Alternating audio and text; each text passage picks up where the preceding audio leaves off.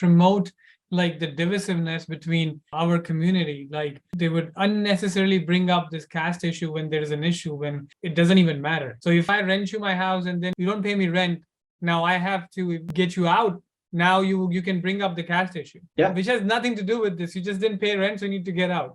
I need to get you evicted. Let's talk about some scenario. There's an ecosystem that works against sort of like the Hindu community. There's an anti-Hindu, Hindu-phobic ecosystem. Their data is flawed. Jainism is violent vegetarianism. There's 33 mentions of caste. Namaskar. There has been moves to identify caste as a protected category in US and Canada, recently in California. What does that mean for the Indian American population in US and Canada? To talk about this, we have Nikunj Trivedi with us. He's the president of Coalition of Hindus in North America, popularly known as COHNA. Welcome, Nikunj bhai. Namaste. Thank you for having me today for the interview. I really appreciate the time that you've given me and really excited to be here.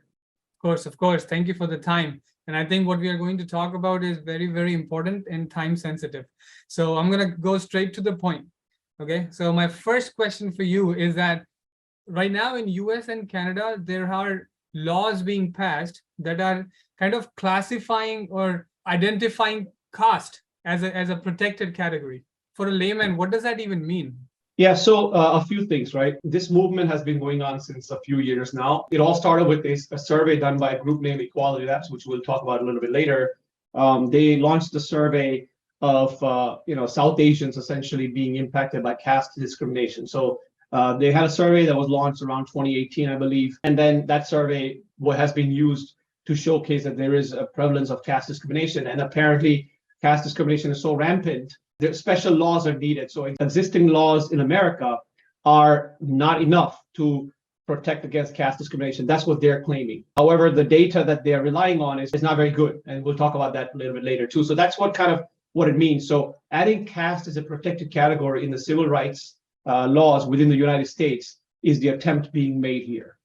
Because according to the claims by groups like Equality Labs, there's rampant caste discrimination, which is actually not true in the United States. So that's where this whole thing is coming from. So all of this, like, how did it start? Did it just come out of a survey? But somebody must have thought about, let's do this. Yep. So it's part of a movement. There's an ecosystem that works against sort of like the Hindu community. There's an anti-Hindu, Hindu-phobic ecosystem that has been around for a long time, and they continue to bash Hinduism and also India per se. And they're interconnected in that sense. They try to say India equals Hinduism, Hinduism equals India when it comes to all the bad things. When it comes to all the good things, all of a sudden it becomes South Asia and things like that. So there's an entire ecosystem that is behind this. And so the survey was used to start creating a narrative that there's rampant caste discrimination. Now, there's always going to be instances of someone saying something stupid or some kind of discrimination out there, but to create a law around it, when existing laws are already there. So for example, in the US, there are civil rights laws around national origin, ancestry, religion, etc. when it comes to discrimination. So there are categories already there in the US that protect against such discrimination. So no such cases have been lodged, and the data is just not there. Okay, so it's basically protecting or classifying you as not just a South Asian or Indian, but also one more category saying now you're this caste, right? So my question, like follow-up question to that understanding is that if like a layman, like people who are unaware or don't understand how activism works or how politics work, they would say, or their argument will be that if there's a law that is protecting you against discrimination, or it's kind of you're protecting you, right? So what's wrong with that? Yeah, and that's a question we get all the time. So there's nothing wrong with laws. Obviously, you need laws to protect people, but laws need to be backed by data. So there's got to be due diligence done by, the lawgivers, lawmakers, whoever you want to call it, to say, okay, is there something there, right? Wherever you're passing it, California, Seattle, etc. Number one. Number two is you cannot rely on shady organizations or organizations that are openly bigoted against the community. So if, like, for example, if you're going to pass a law and now with the data by some organization that is openly Islamophobic or openly against like African American community, you're not going to take their data seriously because they have prejudice and bias embedded in them, right? But that's not the case when it comes to this law. That's number one. Number two is the US laws, as I mentioned already, provide enough protection. So cases have been filed or not filed, depending on how you look at it, right? The Cisco case is the only one that has been filed for caste discrimination. But the categories used there, for example, were also ancestry and national origin and things like that. So the US civil rights laws already have categories in there, right? So these two things are very important. It's got to be, if you want to pass a law, it's got to be thought of from a data perspective, do the due diligence, independent due diligence. There is a survey by Carnegie Endowment for International Peace, and that survey essentially said that while there may be some instances of caste discrimination, the prevalence of caste discrimination just does not exist when it comes to the Indian American community. Okay, so this is a very reputable organization out there. Unfortunately, their data has not been used. In fact, they've tried to turn it around and saying, oh, these guys are biased and things like that, which is simply not true. That's number one. Number two, as I mentioned, existing laws already exist, right, to protect it. Number three, and this is an important thing that a lot of people should keep in mind. Number three is that laws in America should be neutral. Okay, so when you think about a gender law, okay, or a law around any like, for example, race law, right? Yeah. So they're not saying that gender discrimination is only found in X community or Y community. It applies to everybody. Yeah. Okay. So understanding of gender, so you can apply gender discrimination against men, against women, all of those categories. There are many different categories, right? So you can apply that. However, if you look at the laws here, right, it actually first in the beginning it used to blame Hinduism. So it said that caste discrimination is derived from Hindu scriptures. That's what it used to say. But after pushback from the community, they started to water it down. They started to say Indians, but then they started to say South Asians. Then they added Africans and Japanese, etc. But now you are advancing xenophobia by naming communities where you can see. So now you're signaling, you're basically creating bias. You're essentially signaling and saying that, hey, look for caste discrimination in these communities. And that's a fundamental violation of equal protection and due process, because now you're subjecting to a community such as ours to enhance scrutiny. In the United States and in the Western world, in many other places, there's a prevalent understanding that people from India and people of Hindu background have castes. So naturally, when they're thinking about laws, it's very difficult for you to be impartial.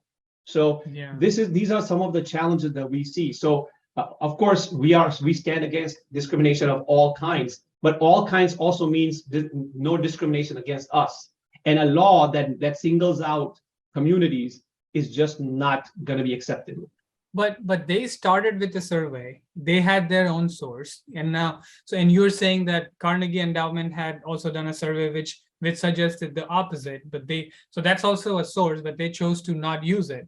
Not only that, sorry, go ahead, finish. My point is, would it be like their word versus your word or our word? Because they're like, okay, we chose to use this survey and not your survey. So is it really data? Because data could be data. It does not matter which survey you follow, right? Absolutely. So it's very important that you bring that up, because their data is flawed. Carnegie International Endowment, it's basically a very reputable organization. Not only did they find not much discrimination, they also said in footnote 29 that the Equality Lab survey should not be relied upon because it has bias in the survey. So they specifically said that in footnote 29 of the Carnegie survey.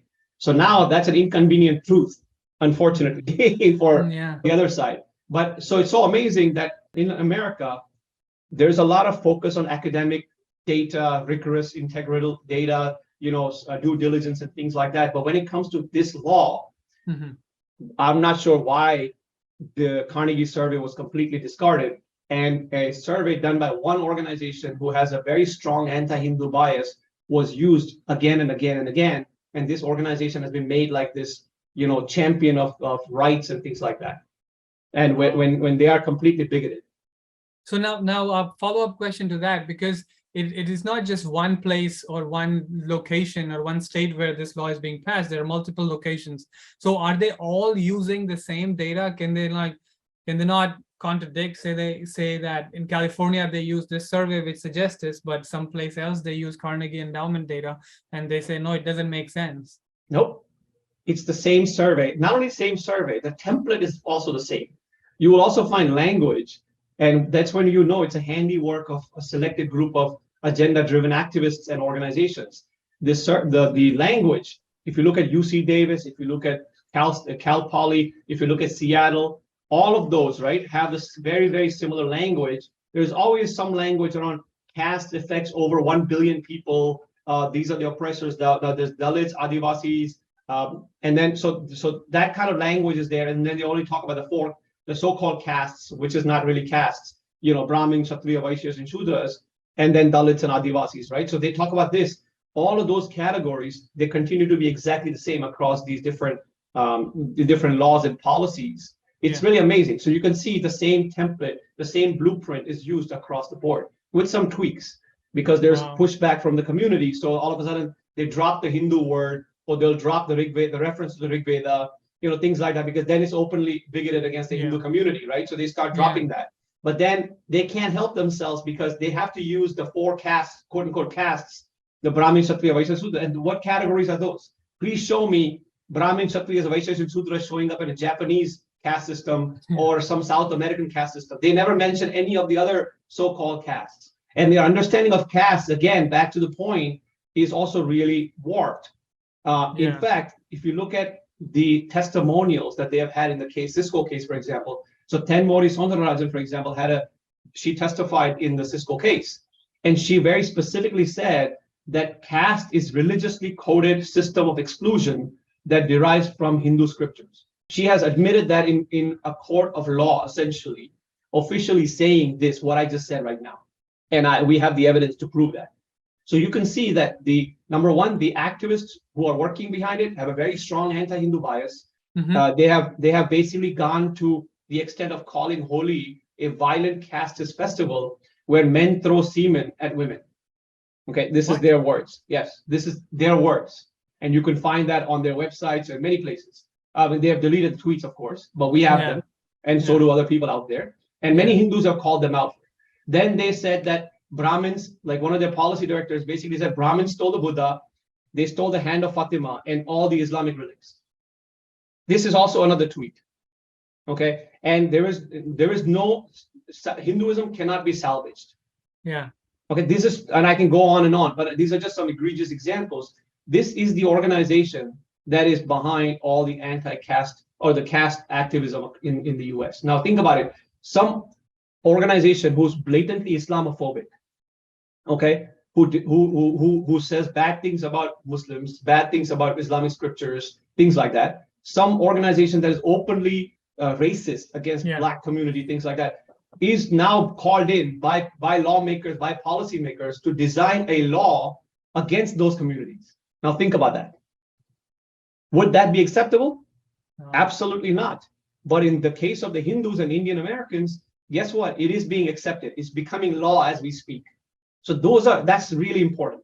It's not about fighting bigotry and discrimination. Yes, everybody should be doing that. In fact, we put our money where our mouth is in that sense. We, on our board, for example, we have people from all backgrounds. Our steering committee, we have people who are Dalits, who are Brahmins. It doesn't matter because for us, the Hindu identity is what matters first, and everybody is welcome to accept it. So the point is, the community is working on, addressing discrimination in its own ways, but it's not as rampant like they say, number one. But more importantly, forget about that. What's important is that the law should be neutral. It should be facially neutral. It should be neutral and it should apply to all. It should not list saying, okay, find racism in this community only, or find casteism in these communities only. So you're basically giving the dog whistle to any lawmaker who will say, oh, well, you know what? I'm not going to find caste discrimination amongst white people. It's going to be amongst people of color from South Asia, or maybe some Japanese people or some African people. But really, it's who are people coming from India, because that's what the popular association is. So this came out of nowhere for a lot of people, and for myself too, honestly, up till the point when I heard it for the first time in Seattle. But so it was nothing going on about caste. It was like an internal thing, and we were trying to defend it or explain it. I wouldn't say defend it, but this is a system that is complicated and it has gone through a lot of changes throughout the history, but it was an internal thing. But all of a sudden, I think Seattle was the first time I heard about it when it came up. But so is this is now coming up in different areas? Now, yes, what after this? Like, is this going to get better or worse for Hindu community? It's gonna get worse because remember what happens is like this is unfortunately what happens. A lot of people are they're not aware because they're just too busy doing other things in life. This has been going on for a while. So Brandeis University was the first university to pass a law on that. Not only is Brandeis the first university, they actually have a department or a newsletter. They have like a what do you call it? A academic publication on that studies caste. Is just studies caste only. Okay, so it was launched around that time. Similarly, then you have other universities. There's many universities like Harvard, Cal State, UC Davis, different Brown University, et cetera, who have come up with these caste policies, all based on data that has been provided by Equality Labs and company. Okay. Now the challenge is that they all, after even passing all these laws, they still have zero documented cases of caste discrimination. Okay, zero documented cases so far. They at least haven't published them. Yeah. So they somebody has not even reported them. The challenge though here is that because Seattle was the first city where there's an actual law that affects the entire city, no matter where you are, it could be a university, you could be in employment, you could be on the street with an organization, you could be a street vendor, it doesn't matter, it affects everybody. So when a lot of people really started to wake up and say, oh my God, this is actually becoming a law, right? And the California Democratic Party, by the way, had already included caste as part of their anti-discrimination policy. So now it's just coming to the state of California. And as people say, what happens in California happens in many other places around the country. Right. So that's where the danger comes in. It's like there's open bigotry. First, California Civil Rights Department went after a guy who did not even claim he was a Brahmin. He was an atheist, for example. But because his last name was Iyer, they decided to go after him and assign him a religion. They said that we believe you're Brahmin, so you're Brahmin. And by the way, this is coming from Hinduism. So the state went after a guy who did not even say he was. That's number one. Number two is the guy gave all top 3 positions in the team to Dalits, including the guy who was doing Sundar Iyer. Yeah. So and then he was given also rewards. So all of these things were given to the so-called Dalit person, and but he still got sued. So some people say, why should I care? It's a good thing. If you're not a bigot, why should you be against it? Well, I say, look at Sundar Iyer. Yeah. He was not a bigot. He did not. He was not even religious. Yeah. He was an atheist.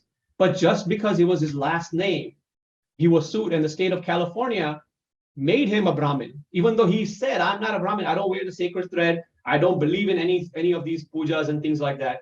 So now all of a sudden, that's the danger. So you could say whatever you want. You could be a secular Hindu. You could say, I'm not religious. I stand against discrimination, so it's not going to impact me. All of those things happen to Sundar Iyer. And that's exactly why we are concerned about it, because there's going to be potential witch hunts of people who are in top positions, who could be entrepreneurs, who could be an academic, who could be a motel owner. It could be anything. It doesn't matter. You could be a student organization. So all of those things, all of those categories can be in trouble, because now remember, I can accuse you of caste discrimination and we'll go to court, all those good things. And let's say a few years later, you are proven innocent. It doesn't matter, because by media, by the time you are already done. If somebody does a Google search on your name after that, it's going to be all over the place. You're going to have to keep going around saying, no. Look, here's the court order. I was not proven guilty, things like that. And people will say, yeah, that's the courts that always, there's always manipulation. Other people have also been proven innocent, but they are guilty. So you're already guilty. So all it takes is someone to accuse you and take you to court and drag you through the media trial, and your reputation is toast, essentially. Yeah, what I say is, in media, you are guilty. You're guilty right off the bat, and until proven innocent, but that doesn't matter. Doesn't matter, because you're already proven guilty. There's 53,000, roughly 53,000 mentions of the Cisco article out there. Wow. Okay, and so think about it. Sundar Iyer has become famous globally for this, unfortunately, right? So I tell people, would you like to be the next Sundar Iyer? If not, then you should be against this law. You give me a feeling of a sitting duck. Like I'm like Hindu community now in the Indian diaspora here is like a sitting duck at that what are they going to do about this? Like, can they do something about this? Like, the laws are being passed in in whatever houses, people are busy doing their work. What is a common Indian person, a doctor or an engineer, most probably, is going to do about this? Well, there's a lot to be done. I'm not gonna beat around the bush. You have to stand up. And first of all, you can contact us at COHNA, where we have a grassroots campaign going on, number one. Number two is call your elected officials and representatives. If you're in California, you have the right to call them up and say you are against it, you oppose this thing. Number three, request a meeting from them. Okay. And you can decide whether you want to support them, not support them. It's really up to you, but voice your concerns at the end of the day, right? As a 501c3 organization, we don't advocate for any particular lawmaker, but we do express concerns about laws that impact our community. So everybody should be expressing those concerns. Join the voices. The louder the voices are, the better it is. The pressure is in terms of, constituents speaking up. I think the more the law officials will listen, public officials will listen. And then at the end of the day, look, there are always legal options to take, right? But it's expensive, it takes a while. So the best thing to do is not to have this law. But if the law does pass, you have other options to take, right? You can go to the governor who can veto it. So there are many steps that can be taken. You could go to court, a lot of those things. So we're going to be working on all of the above options as we go forward. So we urge people to join us. There's a lot of work to do, but this is at stake. Like I said, this can have an impact on anybody and everybody who lives in California, who is of a Hindu, Indian, South Asian background. Just note that to yourself. So we need to be proactive, as you're saying, because by the time, if the law is passed, then there are ways to get out. But then again, prevention is better than cure. And so we are still in the prevention state, like this can still be prevented. So it has not technically become a law yet, right? Yeah. It's going to take a little while. So the way it works is right now it was in the Rules Committee, now it's in the Judiciary Committee. So it'll start to go through different committees, and then it'll go to the full Senate. The Senate will, vote on it. It'll pass. So there are 40 senators roughly in California. So they'll, vote on it. Then once it's passed, let's say it goes to the Assembly. There's 80 members, I think, in the Assembly. So the full 80 members will vote on it. So again, same thing. It'll go through the Rules Committee, the Judiciary. Except there are different committees in the Assembly. Then it'll go through that process. Then both Assembly and Senate pass it. Let's say then it goes to the governor's office for him to sign, and then it becomes law. So you're talking about from now till maybe the summer, but it could move fast. All depends, right? Oh, wow. Typical process could be, but it can also move fast. We saw that in the swastika bill, for example, when we fought against the naming of swastika as a symbol of hate last year. Yeah, we saw it move very fast. It moved super fast, even though the process can take several months. Yeah, it was much faster than expected. they expedited it. Yeah, and so don't expect this to be like, we have time, etc. No, there's no time to sleep and be complacent. We need to call up our elected officials now and make sure that they understand that this is a big concern. There's got to be a lot of protests, like not just physical protests, but also sort of virtually talking to clients and talking to these lawmakers and expressing our concerns, sending them letters, sending them emails, things like that. That's what is needed, because they need to see that this community is really upset at this stuff. Yeah. So I mean, let's say we people here are upset and they send out the emails or whatever, they go to their office and talk about it. But how do we know, like, they are not the ones who have actually brought this up for the first time? Like, who are the people who even brought this up? When you say the organizations, you're talking about like Equality Labs and stuff, who brought this up? Yeah. So Equality Labs, what is it? I mean, for us, it's just a name. Can you expand on yes. what they are? So Equality Labs, sort of bills themselves as a Dalit civil rights organization. Okay. But there's a lot of background behind it. There are information available online. But essentially, this group is a private group. It has it's not very transparent, right? It's not a mainstream group per se. Yes, of course, they've been made mainstream because of what's going on, but they don't file taxes, so there's no records of any kind of income, assets, things like that. So it's very shady from that perspective, right? Okay. And there's no transparency in their returns. Nothing is out there in that sense.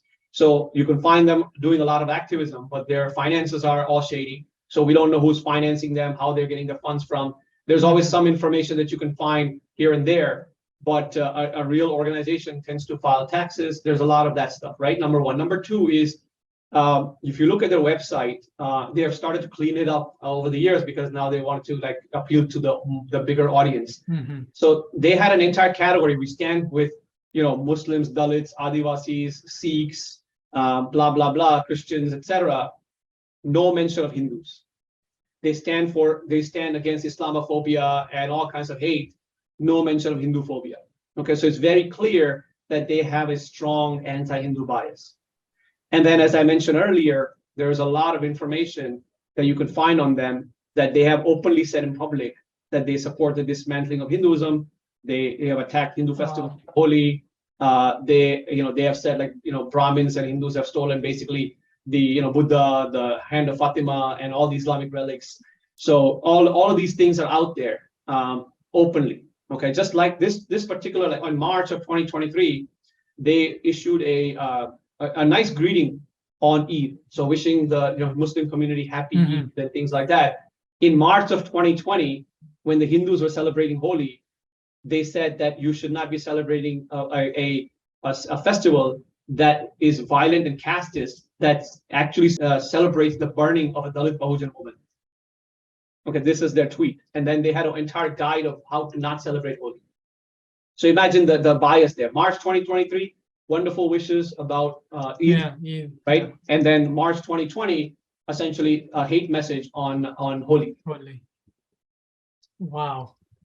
So how come they get such traction? Like people can say all they want, but it only matters if a lot of people listen. Or in this case, when they're as far as making laws for the country, then how are they getting like platform like that? That's the shocking part. So first of all, they get academic support. You have your other favorites, academics who are anti-Hindu, right? So they platform these organizations because there's like a network, like I said, there's an entire network of these organizations that work together. So Equality Labs is just one of them, but there are other groups. So they like feed off of each other, right? It's like I scratch your back, you scratch my back. That's number one. Number two, because of the prevalent social justice environment in the United States, there is a tendency to kind of voice or support voices against oppression, and rightly so in general. Because like the African American community has suffered racism. There are other communities like our Asian communities have suffered hate for a long time. So there's naturally a reason why there should be support against discrimination. That's what they're exploiting. So they're exploiting this current environment that is sort of sympathetic to social justice and making sure that oppressed people or minorities get the justice. The problem is they're manufacturing oppression in the sense that they're coming up with shady data that has been showcased that is not reliable. This is an organization that actually selectively talks about oppression, right? So when Dalit Hindus actually stand up and say, the Equality Labs doesn't speak for me, they call them different names, saying, oh, these guys are born, they're paid stooges of the Hindu nationalists and things like that. So they gaslight Dalits who are against Equality Labs, for example. So they selectively do this. Then they also ally with groups that have an axe to grind with the Hindus, right? So for one reason or the other, they hate India or they Hinduism, things like that. Then they also ally with people who are, again, back to the point, who are sympathetic to the causes of, against anti-racism, anti-oppression, things like that. And they go in and say, hey, look, we are the oppressed people. We are like the blacks of India, right? That's what they kind of say. Never mind that a lot of us, like I'll give you my example, right? Just because my last name is Trivedi doesn't mean I'm some kind of privileged person. I came here, the day I arrived here, I started to work on the streets, and I literally had to borrow clothes from my cousins and stuff to wear. Then I was on the streets distributing flyers. I used to work in grocery stores and convenience stores, cutting meat, washing, cleaning up bathrooms, all of those jobs that I have personally done.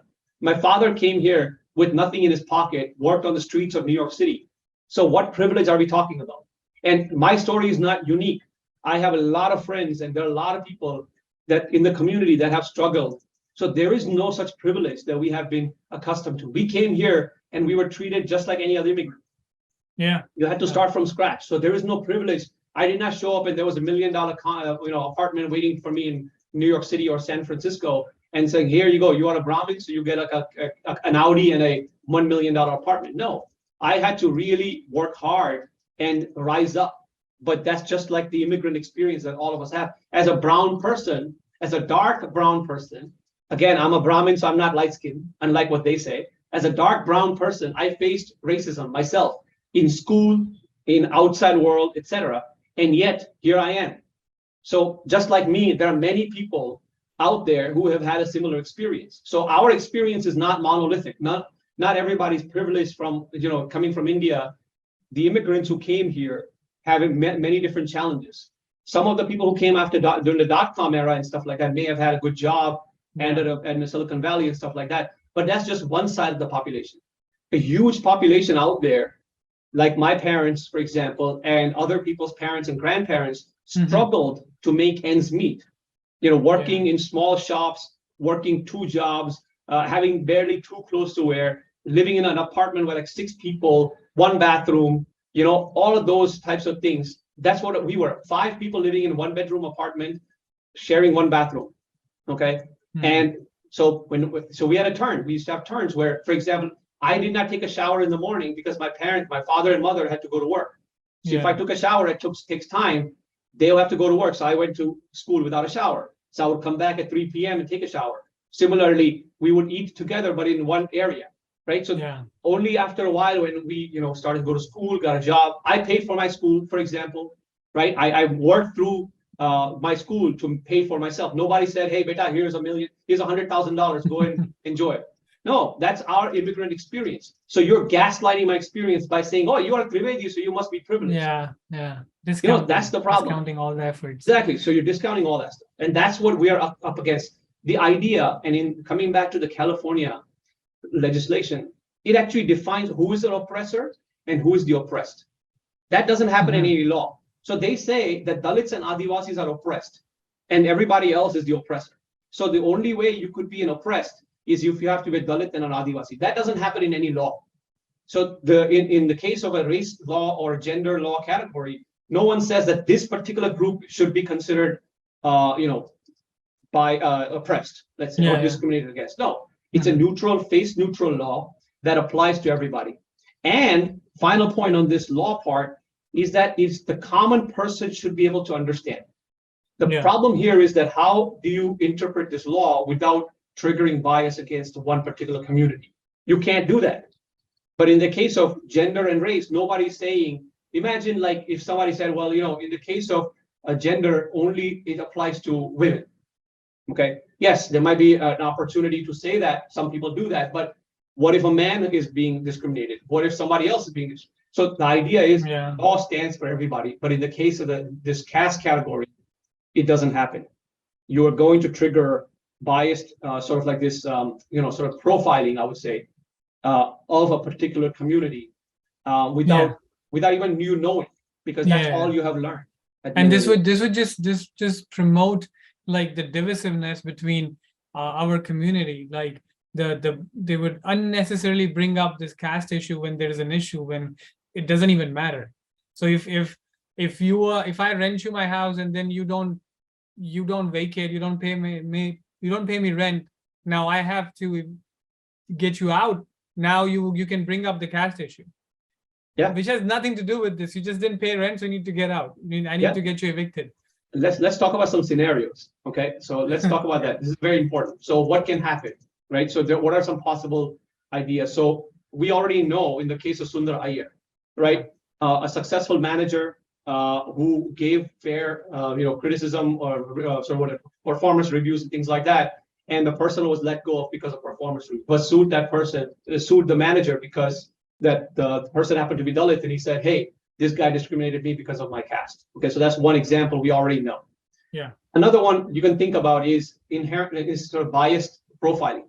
So in the testimonials given in the Seattle Council and other places, people said that Jainism, being a vegetarian, Jainism is violent vegetarianism. Okay, this is one of the testimonials given in the Seattle case. So now if you're a vegetarian, it's beyond comical. If you are a brown vegetarian, all of a sudden you are now you are profiled for being casteist. But if you're a white vegetarian, you are celebrated now. So there's not just there's like xenophobic racism here also, but there's inherent bias against brown vegetarians because all of a sudden you can say, hey, I'm a vegetarian. I'm not going to come to a restaurant where beef is served. I'm just making it up, let's say. Yeah. Now you can say, oh my God, this guy's a Brahmin and he's against Dalits because Dalits may eat beef. No, man, I just don't. I'm vegetarian. I don't want to go to a restaurant that is serving. That's number one. Number two, let's say somebody decides, and it's funny, we're talking about this, but let's say number two, somebody decides to not sit or not go to a place where meat is served because you're a strict vegetarian. Okay. Yeah. They could be considered casteist. Now, another one. Let's say you wear certain markers, religious markers. So let's say you wore a sacred thread, maybe, or you have a big tilak that you go to, it's like Swaminarayan people will have a tilak, they go to work, for example, some people do, right? All of a sudden that could be considered a marker of caste because now this guy must be upper caste potentially. And he may have a bias against like the lower castes. Okay, so that could be considered potentially. Then let's say you decide to have certain friends. So let's say, I don't know, I'm a Patel, I don't know, and I hang out with many Patels. Okay. Well, that could be evidence of casteism because now you're favoring one group over another. Okay. Now you're excluding people. My God. I mean, this can go on and on and on, right? But now, let's say, for example, what if you are married? Let's say I am a Trivedi, okay? But let's say I married a white girl. Yeah. And I had a daughter. What does that daughter become? Well, because she inherits my last name, all of a sudden she's casteist, or she's presumed casteist. So there's presumption of guilt in all of these things that I just described. So it's like, for example, now imagine, let's say, how would an African-American person feel? So let's say, for example, and this is exactly why African-Americans are against profiling, because they are being considered, criminals, bad people, thieves, things like that. And that's what they are. They're saying that this is called profiling. So all of a sudden, a black person walks into a store in a primarily white neighborhood, everybody starts to look at them in a suspicious way. Yeah. Is that fair? No. So why would that be fair for someone who's of an Indian background, a brown Indian vegetarian person? Because all of a sudden, because of these things, and the corporate training that you have been given, how to identify, how can you spot a caste potentially by their last name, dietary habits, by their markers, things like that. That's how you spot a caste. This is, by the way, I'm not making this up. This has been talked about in the Seattle case. How are the committees not laughing about this? Like, how are they taking it seriously and taking it to the next level? Oh, this is ridiculous. You should hear the testimonials from the Seattle council. They testified, right? All these people came in, and you will be very surprised. So where do people go? I'm glad you brought this up. Where would people go to listen to those testimonials? So you have to go to this. There are some websites that are available, but unfortunately, we have some of those clips, and we played those clips in the webinar that we did a while ago, and to show how ridiculous some of this stuff is. But it's so true. It's not even. I'm not even making this up. This is actual stuff. And so anyways, we can go on and on for this. Yeah. I just wanted to share I have this one more question. Well, actually, a couple more. But yeah, we have a lot of audience from India. So in India, people back home, would they be able to do anything about this, or they can just be audience because there's nothing they can do? It's just in America. Well, look, this is an American issue. So, I mean, from that perspective, you can't do much. However, you could spread awareness of it, that this is happening in the US, because a lot of people in India do have relatives in America who will be impacted by this. So you may have a brother, sister, brother-in-law, sister-in-law, uncle, auntie, somebody here who would be impacted by this. So especially in California, given where the tech hub is, right? I am pretty sure a lot of people know somebody who knows somebody who lives in California somewhere, or has worked and stuff like that. So if you're on H1, if you are a permanent resident, if you're a citizen, it doesn't matter. This law impacts everybody, right? So, and so I would say people in India should spread awareness of this, whether it's this video or just go to the website and find more information, and support the people who are fighting this here, because the struggle is it's not about like, it's a narrative building, right? They're taking India under the radar and saying, look, these people they are serial oppressors. They have had thousands of years of oppression, and this is how bad the society is. So the India narrative in the Western world is caste, cow, curry, and chaos. That's how I talk about it. Okay, the 4 C's. India is a place where you have caste. Yeah, you have some nice curry. you have cows running around the street, and there's chaos everywhere. Yeah. Okay. This is how a typical narrative happens to be. I mean, it's changing, no doubt about it, but this is what they want to portray, right? And it's all about when you read textbooks in the US. Okay, one girl told me in their, I think 6th or 7th grade textbook, there's 33 mentions of caste. Okay, and it's only like a 10-page overview of Hinduism or India. In that, there are 33 mentions. Yeah. So that's what I'm saying. From 6th grade onwards, a person in the US learns about Hinduism equals caste, India equals caste, caste, caste, caste. How do you think that person is going to be neutral when they are 20, 30, 40, 50, 60 years old and thinking about laws in the United States? Yeah. They cannot be neutral. No way. Yeah. No, I've had people ask me, like, here, when I came, they were like, so what caste are you? First of all, it kind of startled me a little bit, like, why are they talking about this? Because we generally don't talk about those kind of things. And they're like, what caste are you? And so do you get certain things, or do you behave a certain way and all that? So see, there you go. Why? And this was a long time ago. So this is not even after this. So my point is, like, it has to be in the school system, or somehow they're getting this information, because the fact that it is even coming up in a conversation, or they are bringing it up, it just shows very selective information that is being given to them. Yeah, right? It's coming from school textbooks. It's coming from media narrative. It's coming from corporate training. Yeah. Just so you know, in corporate nowadays, there's corporate training on caste. So it's very ingrained in the minds of people, and they show that pyramid where they are the Brahmins coming out of Brahma's head, and then the Shudras coming out of Brahma. So there's always Hindu imagery, Hindu words specifically to India. They never talk about Pakistan. They never talk about Bangladesh, Sri Lanka. They never talk about like Pasmandas. None of that stuff they talk about. There's no discussion of any other social systems except for this so-called Hindu system, right? And it's always this rigid system that there's only 4 castes. Okay, so every person in 1.2 billion people of India are only belonging to 4 castes. Okay, that's it. That's how the Western, typical Western person wakes up in the morning, and that's what their understanding is. That there are only 4 castes. Never mind that there's over 5,000 or even 20,000, depending how you work on it and how you interpret castes, so-called caste groups in India. Okay. This is crazy and funny at the same time, because I don't understand how is this being even taken seriously. So as you said, like, people in the US can get affected, or like people who are not aware, they don't have to do something wrong to get affected by this. So we know, like, there's a lot of student population who come here, who apply for H-1Bs and work visas and all that. Do you think, like, this can come in the way to get your H-1B approval, or after that a green card approval? Yeah, it can. I mean, absolutely. Because let's say, for example, if you're working as an H-1B person in the US, right, and somehow you are accused of caste discrimination, your green card process will be put on hold, because now you have to go through the approval system. Like, you'll be investigated. I mean, just like any other person will be investigated, you will be investigated by the Human Resources Department, by the company's policy, whoever the powers that be is. So your H-1B visa and your green card process can be in jeopardy. There's no doubt about that. So make no mistake, that can happen to anybody. So that's why I'm saying, people who think that, I am not against any, this is a good thing. Yeah. I'm not going to be impacted by this because I don't endorse bigotry. I don't endorse casteism. It doesn't matter.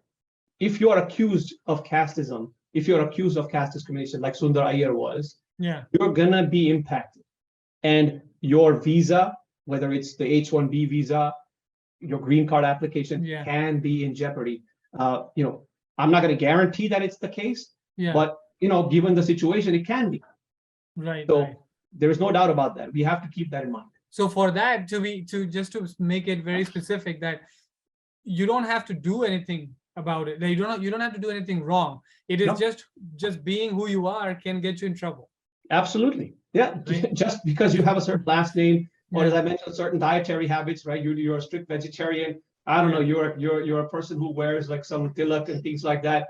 I mean, any of these things, right? If there's some slight kind of conversation, sometimes we use different words, right? And your words could be misinterpreted, and somebody may have an axe to grind with you, right? Why would a white manager want to hire an Indian person, for example, because now all of a sudden he has to deal with this new category, which he Yeah. barely understands. So, idea of hiring a Indian manager or Indian employee is also kind of like suspect, because there's, like I said, implied bias. So Yeah. now there's a profiling going on that the best thing to do is just not hire. Now, of course, the reality is that what's really interesting here is the double-edged sword, right?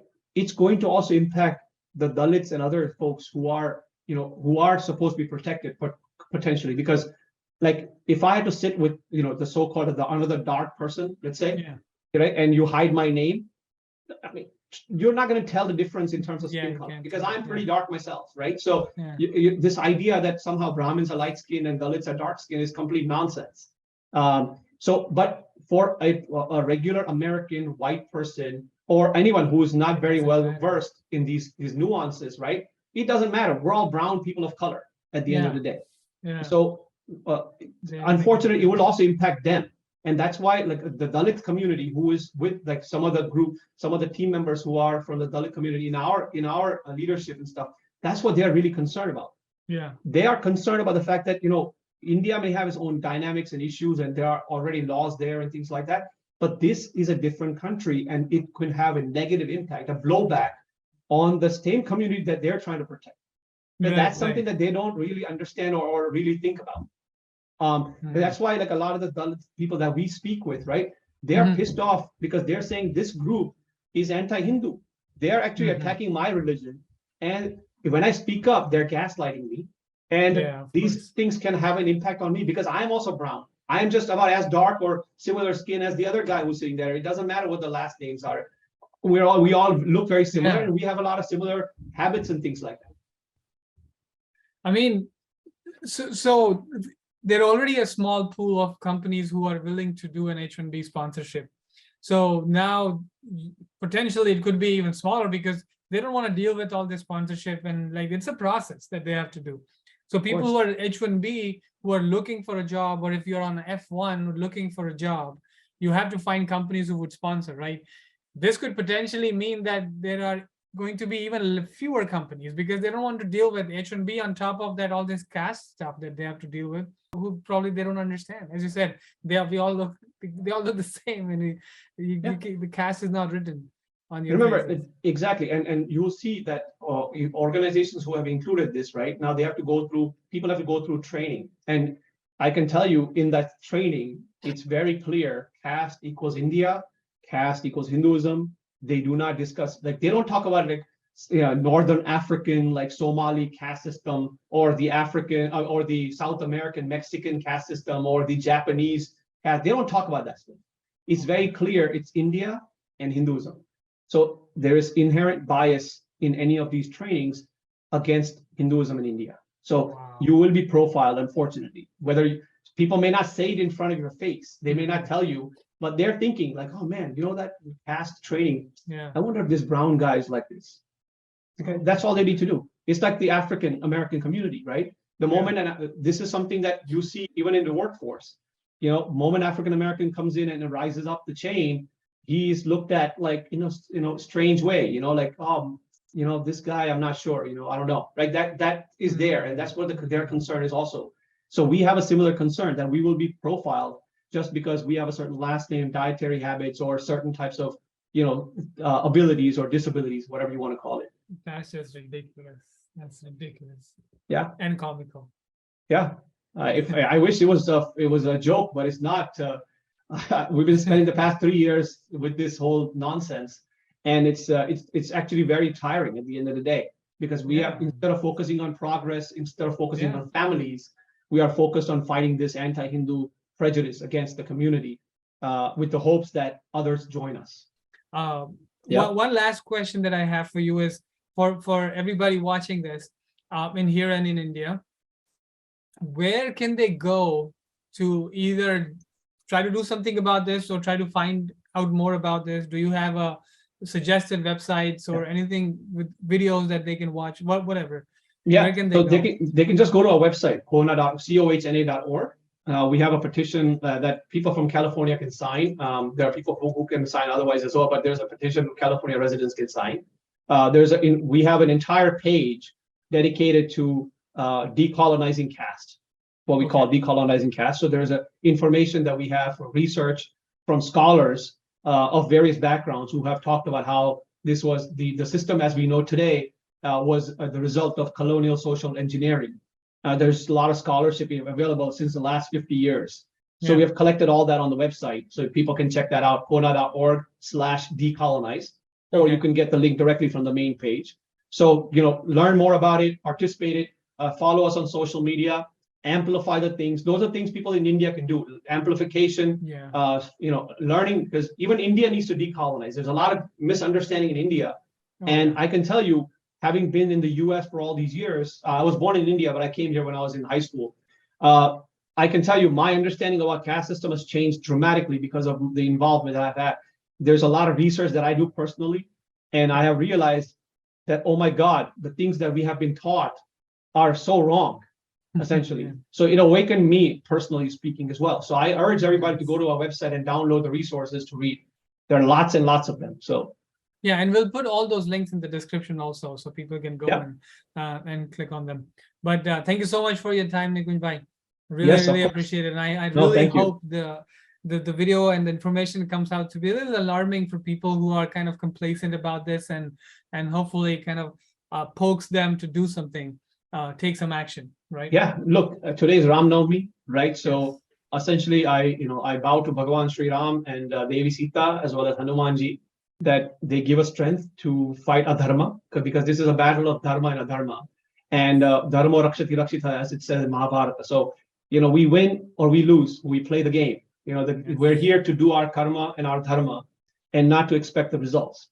We can continue to do what we can, and the rest has to be in the hands of Paramatma. So with that, I would just say, follow us, check out our website, and support us financially. If you are able to donate, that's also very, very important. And I really want to thank OpIndia for giving us the opportunity. Of course. Thank you, Nikunj bhai. Namaskar. Namaste. Namaste.